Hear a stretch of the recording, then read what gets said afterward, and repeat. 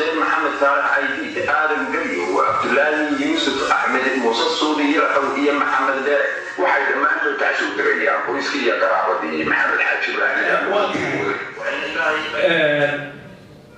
geeridaantii dacallada adduunka Soomaalida kala joogta aad bay u dareemeen taasina waa loo soo wada diray siyaasiya nishriba amwaan sheekh iyo shariif barti aad iyo aad baa loo dareemay waayo taariikhda dheer ee uu lahaa ayaa keenaysay in dadka badidu ay dareemaan geeridiisa waxaan ku soo gabagabaynayaa waqtiga malaha ay kooban oo موسى كسوية سوية وحصول الجبينية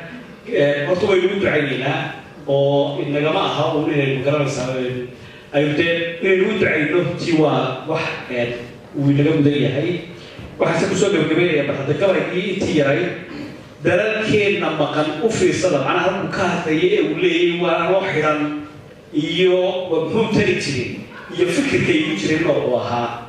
درن كين لما كان بالها دوسية نقوم دوري وتشير لجوهي يدعس في جالي وتشير وهو يعرف فيه كيريا لبعثوي كل جاسية أيه يتهاجم بني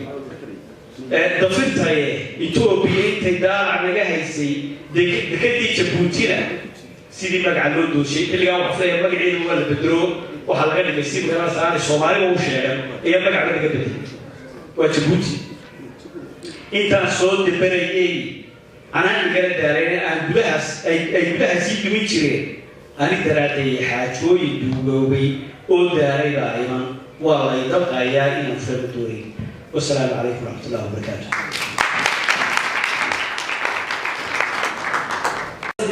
محل إسماعيلية وحكي نبي شوقة شامع سويدن ودبلوماسي صراحة روتية وحضن سياسة توجري كلمة قومي بسيرنا أو وشخصية محل إسماعيلية وحيابه كحسوسه وإنه مخشينه.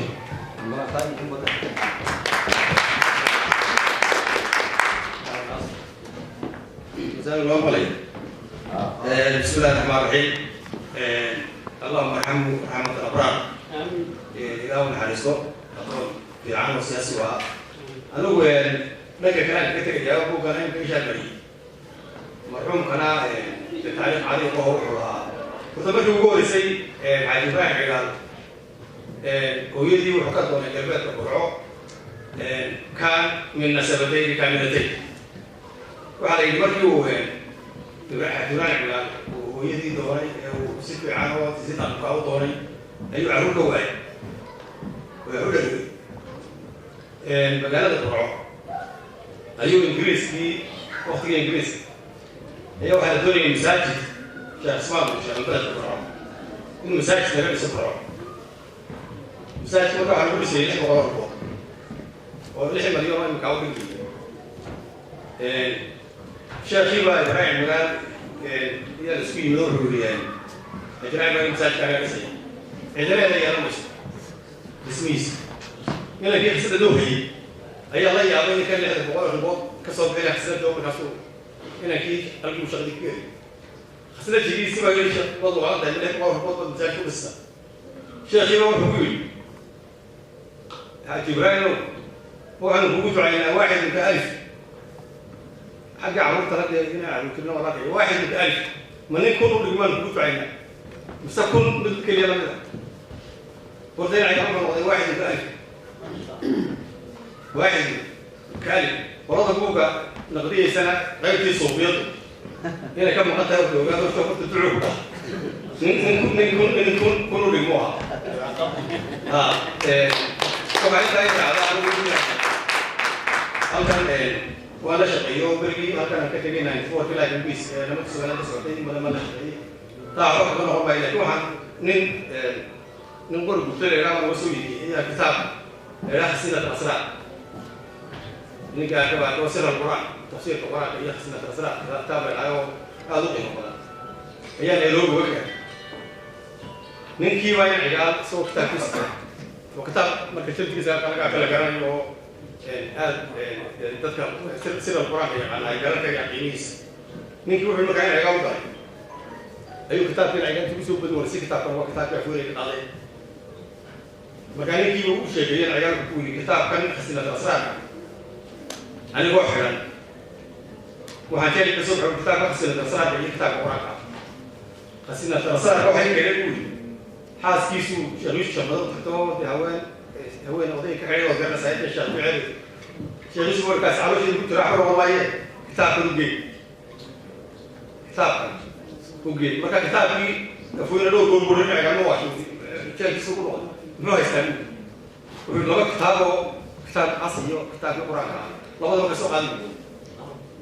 ما كان كتاب كي هالكيو أعطيني كيف يقولوا كتاب كذا كتير عجاب بيعطيه ما كان يسوع هنا عجاب بيقول ما كان كمان وريا كتاب الدراسة وكم في المسجد واحد يقول حاول هذا العجاب نوع سياسية ده كانوا سوق عطين أبغى أقول لكم إنه يهاجم خالك يقول بلونيه يهاجم الله يقول تقول نوبي وهو يعني نما تسكي أنا بقول لك في بيسان تبعي البيسان مركوب رسالة في السهيات سوماليا كوا شقين سوى سوق طوبة سوى من ملا مرة وإذا في بيسان سوى عندنا بروجرام سوماليا لا تقارن ما يطلع إنسان وهذه الصورة نور مكلون شو بصير شو قاعد يبيها حاطته وتجي يقول هذا برنامج جديد قاعد هي البعض الأفكار اللي نصدقه والرغبة هكذا يقول لي سي كريديشنز أنا عيال أقدر من هاي شو عيال قاسم كم الحكاية هاي وحصل مالي ده يوصل في مالي نشوف وضع شو تكلمين كاسم من صدرني سيدي ما كنت أقول مرة تقول لي واحد بدل ما نقول أنا أستعد بدل ما نقول لكن عود المرحوم ريال محارسه هنا كابو وقرنا أسرع عبد المدن مع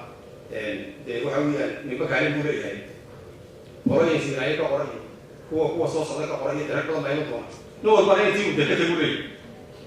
وده تعرض هي الصفة أنا كمان ما نقول عليه هو كلام هذا نهار كتاب كذا تكلم عنه وأنت أصوف يد كذا شيء كم بتاعي يدق يد السيء أو حيينا كان على روحه السلام عليكم ورحمة الله تعالى وبركاته. runtii marka ku soo baxo wala xiyaawal biya wax badan oo raacay way jiraan marka xasabay gudbid wala daawadna muuqaalkan insha Allah qaybta suufiyad waxaan u orodnaa insha Allah ku taadiyo hay'ado iyo taariikh waxa kale oo fadhiya Dr. Kamal Cashuur oo isla kamid ah dadkii la soo shaqeeyay xaashimar ciyaal runtii waqti badan oo ay wax badan ka shaqeeyay si mar hore soo xidhoolna hal ama laba shay oo waxyaabaha ka xusata ina dala wadaagto كمان صدق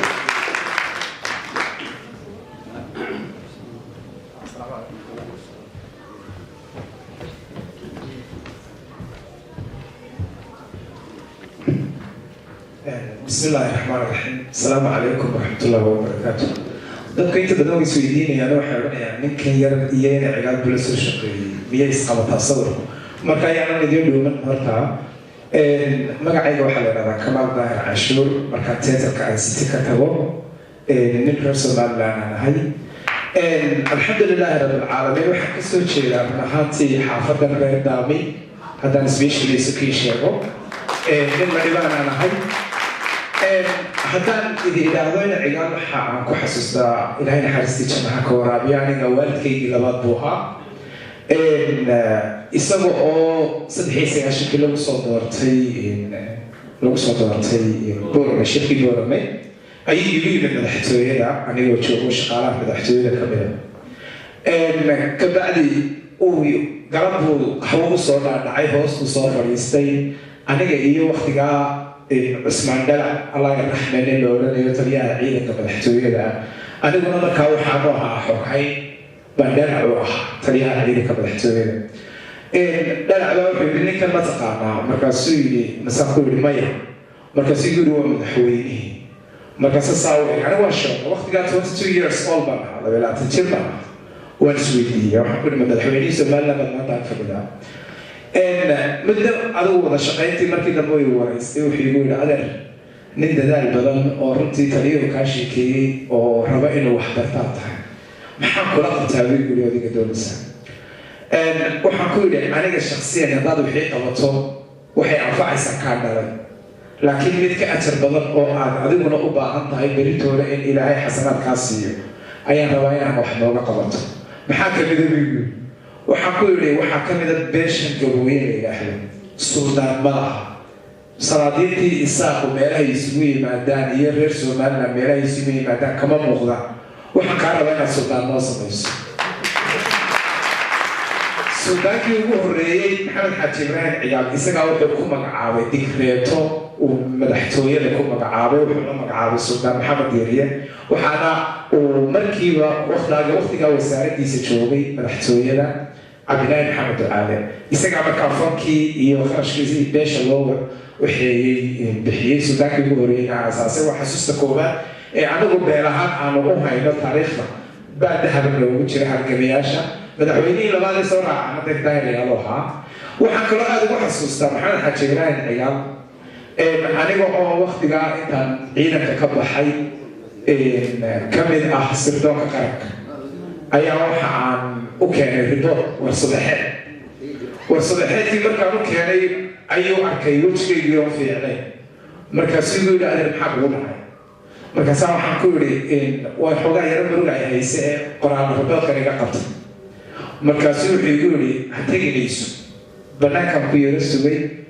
wuxuu igu yidhi maxaa kaa qaldan adeer ii sheeg markaasaa waxaan ku yidhi gabadh baan guursaday